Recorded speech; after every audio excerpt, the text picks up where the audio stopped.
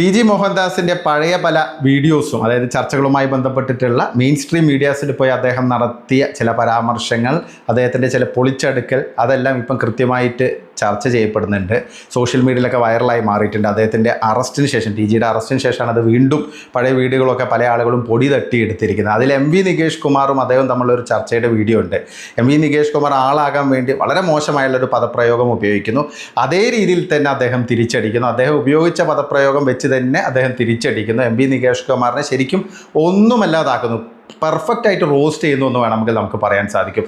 ആ ഒരു കഴിവുള്ള എല്ലാ അർത്ഥത്തിലും, അതിപ്പോൾ ഫാക്സ് വെച്ചിട്ടാണെങ്കിൽ അങ്ങനെ, അല്ലെങ്കിൽ അവർ ഉപയോഗിക്കുന്ന ഭാഷ എന്താണോ അതേ രീതിയിൽ തന്നെ കൗണ്ടറായിട്ടുള്ള ഒരു നെറേറ്റീവ് കൊണ്ടുവരാൻ പറ്റുന്ന വളരെ അപൂർവം പേരുള്ളൂ പൊതുവെ റൈറ്റ് വിങ്ങിൽ കേരളത്തിലുള്ളൂ. അതിൽപ്പെട്ട ഒരാളാണ് ടി.ജി. മോഹൻദാസ്. ആ വീഡിയോ ഒന്ന് നമുക്ക് കണ്ടിട്ട് തിരിച്ചു വരാം.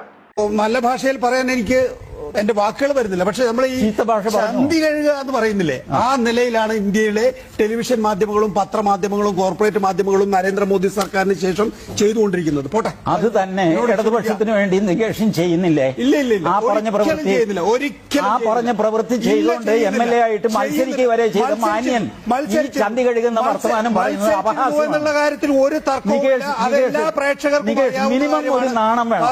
താൻ ചെയ്യുന്ന പ്രവൃത്തി ബാക്കിയുള്ളവർ ചെയ്ത് കഴിയുമ്പോൾ തനിക്ക് നാണം തോന്നുന്നത്. ഇന്ത്യയിൽ എന്ന് പറയുന്ന ഒരു സാധനമില്ല. കേരളത്തിലെ അറിയപ്പെടുന്ന ഒരു രാഷ്ട്രീയ പാർട്ടിക്ക് വേണ്ടിയിട്ട് വെള്ളം കോരാൻ കിണറ്റിലിറങ്ങിയ ആളിന്റെ പേരെന്ന് പറഞ്ഞേ, ഒന്ന് പറഞ്ഞേ എനിക്ക്. ഇത് വെറും ഒരു എക്സാമ്പിൾ മാത്രം. ഇതുപോലെ ഒരുപാട് ചർച്ചകൾ അക്കാലഘട്ടത്തിൽ ഉണ്ടായിരുന്നു.